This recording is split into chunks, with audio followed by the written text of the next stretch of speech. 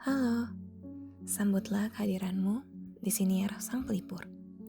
Di sini, kisah dan rahasia terpendam yang terlalu canggung untuk diungkapkan, tapi juga terlalu berat untuk dipukul sendiri, akan dibacakan dan saling didengarkan, tanpa mengkhianati privasi kamu. Sang pelipur, maknanya adalah penawar bagi luka-luka. Ceritakanlah pada mereka yang mendengar. Meskipun lukamu itu tidak sembuh dengan segera, sang pelipur mengajakmu untuk merangkul keberanian bercerita. Harapannya, kamu bisa sedikit bernafas lega. Dan kecilnya kebahagiaan dalam hidup kita dapat dimaknai dengan sepenuh hati. Terima kasih kawan, kalian masih kembali pada siniar ini. Terima kasih banyak kawan setia.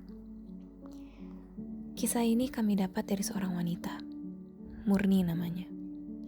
Mari kita sebut ia begitu sebab Bu Murni bukanlah nama sebenarnya. Terima kasih Bu, sudah berbagi kisah dengan kami. Rintik hujan seharusnya membawa suasana nyaman dan sejuk dengan aroma tanah yang akan buat siapa saja jadi candu. Akan tapi, tidak. Kami tidak rasakan perasaan tenang itu saat berbicara dengan Bu Murni. Bu Murni merupakan seorang ibu rumah tangga yang sengaja meminta kami untuk datang. Ia ingin berbagi pengalaman masa kecilnya yang menurut ia patut didengar oleh banyak orang dan dijadikan pembelajaran. Kami merasakan ada kemarahan yang membuncah dan juga emosi yang meluap-luap saat ia mencoba mengingat kembali memori masa kecilnya itu. Ia adalah yang tertua dari 2 bersaudara. Adiknya merupakan seorang laki-laki dengan selisih usia 2 tahun. Tumbuh dan besar di keluarga yang sangat sederhana, membuatnya seringkali menelan banyak keinginan dan memendamnya di wilayah paling dalam di hatinya. Kepahitan dimulai sejak ia memutuskan untuk lanjut ke jenjang pendidikan yang lebih tinggi.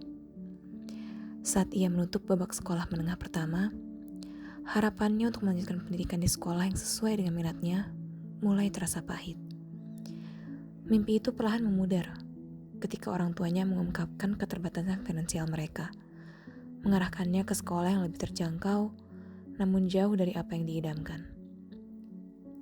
Meski hatinya terasa berat, dia memilih untuk menghormati keputusan orang tuanya. Tanpa protes atau penolakan, berusaha keras untuk menerima kenyataan tersebut dengan penuh pengertian. Di perjalanan pendidikannya di sekolah menengah atas, serangkaian momen tak menyenangkan pun menerpanya. Berkali-kali ia harus memendam kekecewaan ketika study visit dan berbagai kegiatan sekolah lainnya berlalu tanpa kehadirannya. Semua karena dukungan dari orang tua yang tak kunjung hadir. Namun, yang paling menyakiti jiwanya terjadi saat ia berdiri di ambang kelulusan SMA.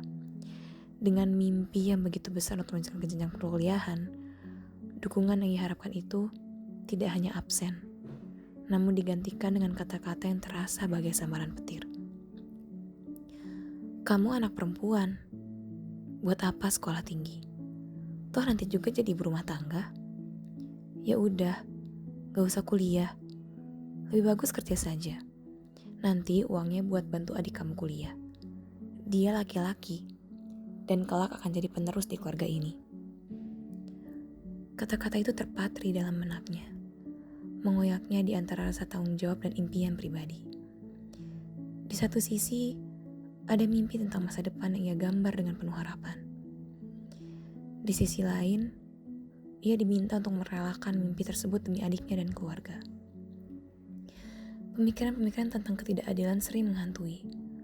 Bertanya-tanya mengapa dirinya harus lahir sebagai anak tertua dan seorang perempuan. Ada kalanya ia berandai-andai. Seandainya ia dilahirkan sebagai anak kedua dan laki-laki, mungkin takdirnya akan berbeda. Mungkin ia tak akan merasa seolah berada di persimpangan yang begitu menyakitkan. Mungkin ia akan bahagia. Dari pengalamannya, dia memberikan pesan penting. Setiap orang, tanpa memandang jenis kelamin atau faktor lain, memiliki hak yang sama untuk mencapai impian mereka.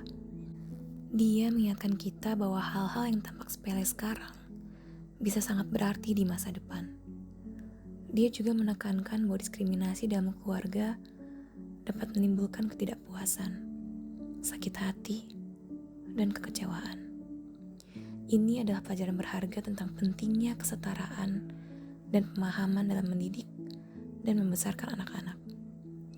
Melalui pesannya, Bu Murni berpesan, semoga kita sebagai orang dewasa dapat lebih bersikap dewasa dalam mengasuh anak-anak kita kelak.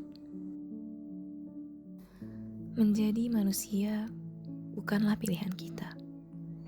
Kita bahkan tidak pernah tahu siapa yang akan menjadi orang tua kita nanti. Apalagi soal keputusan lahir ke bumi.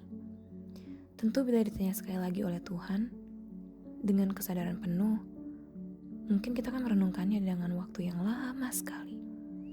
Mungkin seumur hidup kita. Apakah kita betul-betul ingin terlahir? Melalui kisah yang dilukisnya, kita diajak merenungi sebuah pelajaran hidup yang mungkin tampak sederhana, tapi sesungguhnya terukir dengan makna mendalam. Terima kasih, Bu Murni, karena telah membagikan potret pengalaman hidupmu. Mengajarkan kami bahwa setiap detik dalam kehidupan adalah sebuah puisi, menunggu untuk diartikan dalam kebijaksanaan dan kasih. Semoga kita, sebagai penjaga masa depan, dapat memetik hikmah, berjalan dengan langkah yang lebih dewasa dalam memelihara dan mengasuh setiap mimpi yang terlahir di bawah naungan kita. Sampai jumpa lagi, kawan setia. Semoga kita bertemu kembali pada awal yang baru.